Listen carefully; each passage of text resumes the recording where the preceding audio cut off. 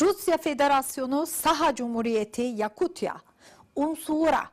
Yarışmamızın en kuzeyindeki katılımcısı Varlamova Praskovya sahnede. Umsuura takma adını kullanıyor. Kendisi 1990 yılında Saha Cumhuriyeti'nin Matha adlı küçük bir köyünde dünyaya geldi. Самая северная участница нашего конкурса Умсура.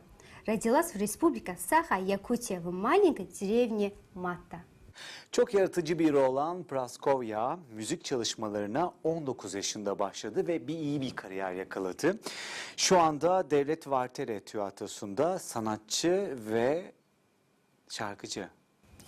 İki çocuk annesi Umsuura şarkılar ve şiirler besteliyor. Ayrıca müzikten ve çocuklarından fırsat kaldıkça fotoğrafçılıkla da ilgileniyor. Мама двоих сыновей Умсура сама сочиняет песни и стихи.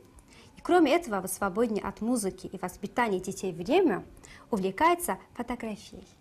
Türk Vizyon 2020'de bugün bize seslendireceği şarkısı Mosoolor. Söz ve müzik Semiyen Çeniyanov.